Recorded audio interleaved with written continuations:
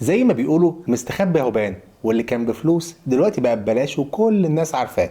وخلاص مؤتمر ابل للايفون الجديد خلص وعرفنا ايه الجديد، او اتاكدنا لان ما شاء الله التسريبات والاشاعات كانت صح بحوالي 98%. المؤتمر ده تحسه كده بيجهزك للي جاي من شركة ابل، وفي تلميحات كتير قوي عن مستقبل الايفون. بس بصراحة اللي كان بالنسبة لي مفاجأة واقوى منتج في كل المنتجات اللي ابل اعلنت عنها هو الايفون 17 العادي، والاسباب كتير قوي هنتكلم عنها. بس الاول تعالوا نتكلم عن الحاجات التانية اللي ابل اعلنت عنها.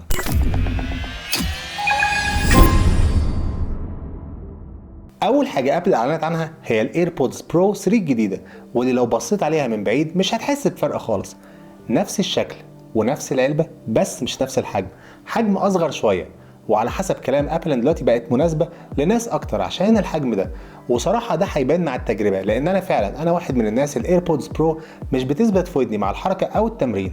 ولو قربت اكتر وركزت هتاخد بالك من السنسور الجديد، وهو الهارت ريت سنسور، وده بيقيس ضربات القلب وبيعمل تراكنج لضربات القلب ومعدل الحرق الكالوريز وانت بتتمرن من خلال السماعه زي الساعه بالظبط. وابل كانت اول مره تنزل السنسور ده في سماعه كان في الباور بيتس برو اللي تعتبر مخصصه للرياضيين، لكن غير كده مفيش تغيير كبير في الشكل. التغييرات المهمه اللي فيها كلها داخليه، زي ان دلوقتي النويز كانسليشن بقى اقوى مرتين عن الايربودز برو 2، وده بسبب ان التيبس بقت متقفله كويس، وده بيمنع ان الصوت يتسرب. وكمان جوده الصوت اتحسنت، ومع الميكروفونز الجديده الترانسبيرنسي مود هيكون اقوى. وكمان بقى فيها لايف ترانزليشن، ودي بتعتمد على الذكاء الاصطناعي، وده بيخليها تترجم المحادثات من اي لغه تانية للغه بتاعتك، ودي الصراحه هتبقى مفيده جدا لو انت مسافر. نيجي بقى للابل واتش، وابل السنه دي حدثت 3 موديلات: الابل واتش 11 سيريز، والابل واتش اس اي 3، والابل واتش الترا 3. واللي الصراحه التحديث اللي فيهم هو تحديث بسيط جدا. يمكن تحديثات ابل للساعات بتكون اكتر في المميزات اللي بتقدمها، وتحديدا في مجال الهيلث تراكنج، زي قياس ضربات القلب او معدل حرق الكالوريز ومعدل الاكسجين، او حتى متابعه نومك والسليب ابنيا. والسنه دي في حاجه جديده الابل واتش تقدر تتابعها وتنبهك لو في مشكله، وهي الهايبرتنشن او ارتفاع ضغط الدم، ودي بتكون عن طريق الجوريزم جديد وبيقيس الموضوع ده على مدار الشهر، وينبهك لو في حاجه مش طبيعيه ومحتاج انك تتابع مع دكتور. ودي هتكون موجوده بس في ال11 سيريز والالترا 3. لكن بالنسبه للاس اي 3 هنلاقي ان الجديد اللي فيها هو المعالج الاس 10، وكمان بقى فيها اولويز اون ديسبلاي، يعني مش محتاج ترفع ايدك وتبص على الساعه عشان تشوف المعلومات اللي عليها. دلوقتي المعلومات اللي عليها هتفضل موجوده على طول، هيبقى فيه اولويز اون ديسبلاي، هتبقى شايف المعلومات ببرايتنس اقل وريفريش ريت اقل. اما الابل واتش سيريز 11 غير موضوع الهايبرتنشن ده، هنلاقي ان الساعه بقت بتدعم ال 5G، والشاشه بقت مقاومه اكتر للخدوش، وبقى في لون جديد هو السبيس جراي. والالترا 3 بقت بحجم شاشه اكبر شويه، وبتدعم برضو ال 5G والاتصال بالقمر الصناعي زي الايفون بالظبط. وبالنسبه للايفون بقى، نجم الحفله الصراحه هو الايفون 17 العادي، واللي بالنسبه ليا هو تحديث كبير جدا. يعني صراحة لو حد كان جايب الايفون 16 السنة اللي فاتت فاكيد هيزعل جامد، لان التغيير كبير والفرق واضح، مش زي السنين اللي قبل كده الفرق بسيط. التغيير السنة دي في ال17 العادي مش في الشكل بس في المضمون زي ما بيقولوا. التليفون بيبدأ بنفس سعر السنة اللي فاتت $799، لكن دلوقتي بقى بيبدأ بمساحة 256 جيجا بايت بدل من 128، والشاشة بقت بتدعم بروموشن او معدل تحديث متغير من 1 هرتز ل 120 هرتز، وده بقى بيسمح ان الايفون 17 يبقى فيه اولويز اون ديسبلاي، وما بقتش موجوده بس في البرو. وكمان بقت درجه السطوع او البرايتنس بتاعت الشاشه عاليه جدا، وبتوصل لحد 3000 نيتس، وده رقم كبير. وكمان بيستخدم البروسيسور الجديد ال A19، واللي هيخلي كفاءة الجهاز أعلى وعمر البطارية أطول.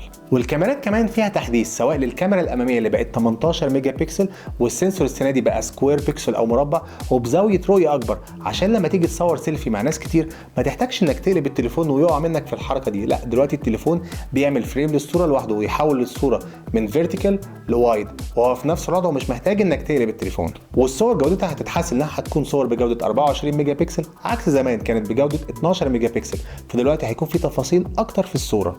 وصراحة التحديثات دي نقلت التليفون ده في حتة تانية، ولو حد سألني اكيد هرشح ده عن البرو، لانه قرب جدا من البرو بس بسعر اقل. كده يبقى فاضل عندنا نتكلم عن البرو والاير، وتعالوا نبدأ بالبرو. ال 17 برو السنة دي حصل فيه تغيير كبير في الشكل، بداية زي ما التسريبات قالت انه هيكون من مادة الالومنيوم مش التيتانيوم زي ال 15 وال 16، ويمكن هو الموضوع غريب ان هم يروحوا للتيتانيوم وبعد كده يرجعوا تاني للالومنيوم، بس تحس كده ان هم كانوا بيجربوا وعرفوا غلطهم ورجعوا تاني، لان الالومنيوم معروف ان هو بيوزع الحراره احسن، ويمكن هو ده السبب الاساسي ورا ان هم رجعوا تاني للالومنيوم، ان هو بيوزع الحراره احسن والتليفون مش هيسخن زي ال 15 وال 16 اللي كانت درجه الحراره دي بتاثر على كفاءه التليفون.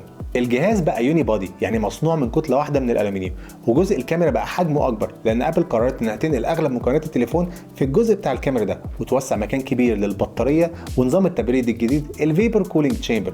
هو مش جديد في عالم الاندرويد طبعا، بس بالنسبه لابل هي اول مره تستخدم ده في تليفون او منتج ليها اصلا. وطبعا عشان الوايرلس تشارجنج مش بيمر من المعادن، فابل قررت انها تعمل جزء مفتوح في الالومنيوم بادي بتاع التليفون ويكون متقفل بالسيراميك شيلد، وهو نفس الزجاج المقوى اللي موجود على شاشه التليفون. والتصميم ده بيتقال عليه تو تون عشان مصنوع من مادتين مش من ماده واحده زي قبل كده. التليفون بينزل بمعالج ال A19 برو اللي المفروض انه اسرع وكفاءته اعلى. وبالنسبه للكاميرا فدلوقتي كل الكاميرات بقت 48 ميجا بكسل، وبقى في زوم اكبر بيوصل لحد 8 اكس عكس ال 16 برو واللي كان بيوصل لحد 5 اكس. ودلوقتي التليفونات بتقدر تصور ProRes RAW، وده مهم جدا للناس اللي بتستخدم الايفون في التصوير البروفيشنال في البوست برودكشن عشان الكالر جريدنج.